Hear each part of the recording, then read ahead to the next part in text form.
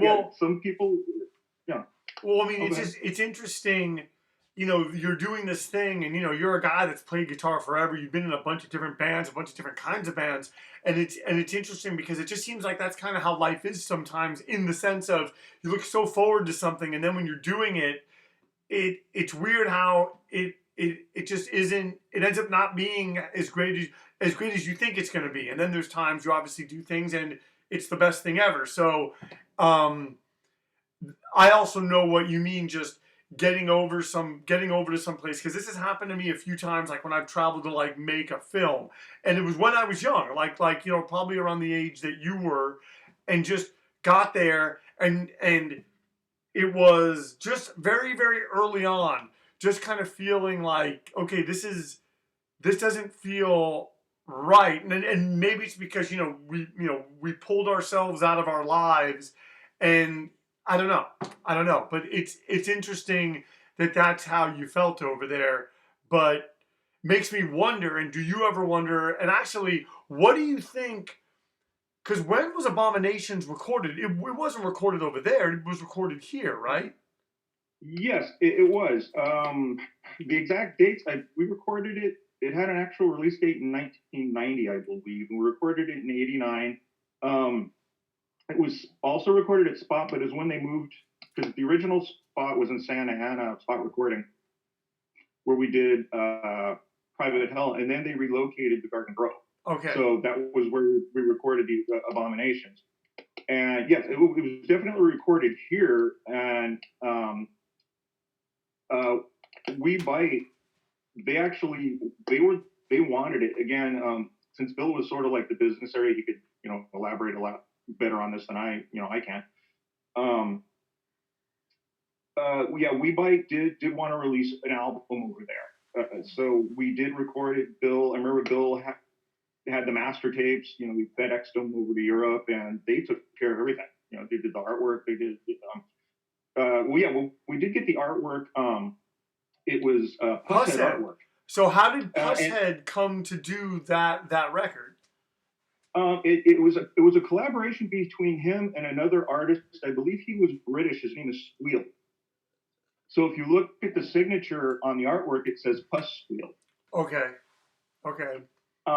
And I believe Bill saw the originals at Pusshead's studio, and it was, I don't know if you've ever noticed in the artwork, but there's a circle around the artwork that was originally there. And if I remember correctly, I think it was supposed to be like either for a label, like a record label, like on the actual center of the vinyl album.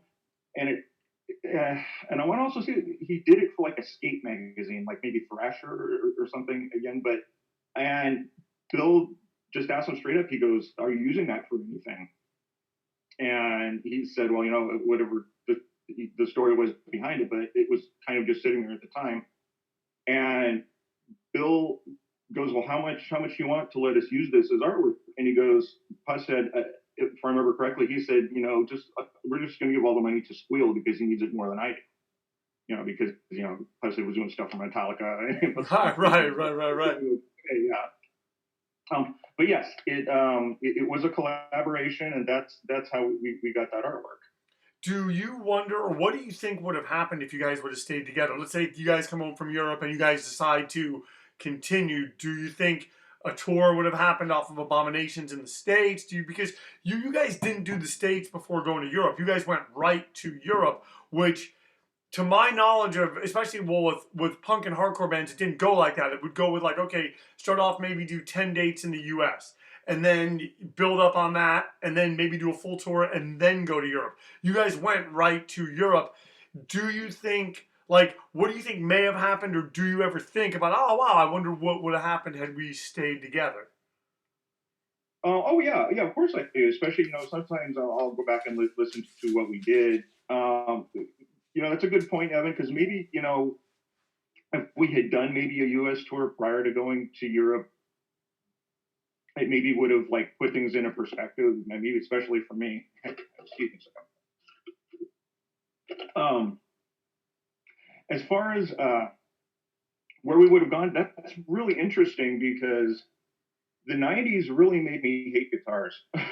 They really did. I mean, I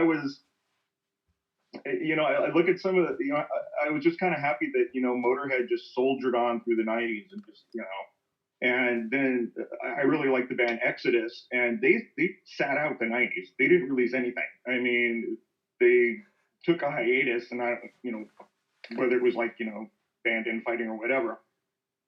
And then you watch some of the bands that you really liked kind of adapt to the 90s. Like I watched what happened to bands like Testament and Anthrax and things like that. And of course, everybody batters Metallica for what they did in the 90s. And I really don't know, because sometimes I look back at what Haywire did, and I'm like, okay, we made a statement, and maybe that's as far as it was meant to go. Because I've had people ask me, what do you think a third album would have sounded like? And I go, I honestly couldn't tell you. Right. I really don't know.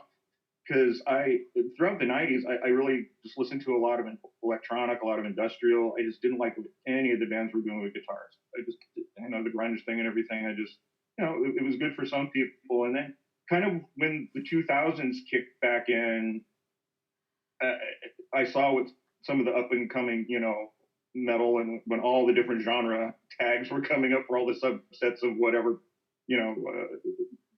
punk, hardcore, whatever. I started to like what they were doing, and I was okay, yeah. So I'm kind of back where I want to be.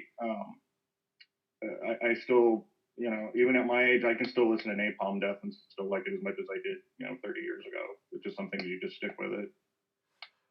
But yeah, to answer your question, Evan, I think,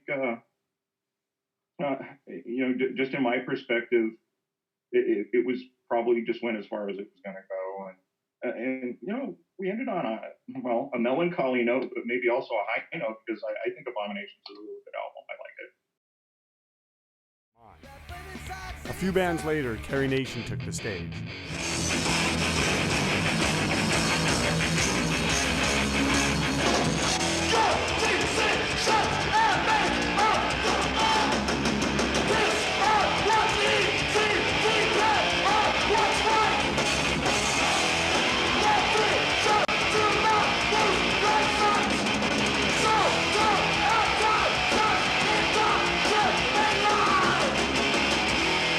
Shortly after that, Judge, a band from New York, took the stage. Andrew and I left a few songs into their set. As I was leaving, Nelson introduced me to Greg Brown, Scott Sundahl, Paul T., and other members of a group known as the Orange County Sloth Crew. Eventually, they would nickname me Mushnik, which was a character I had been in a high school play. On the ride home, I had no idea that those people I had just met would become and would be the gateway to the best friends I would ever have.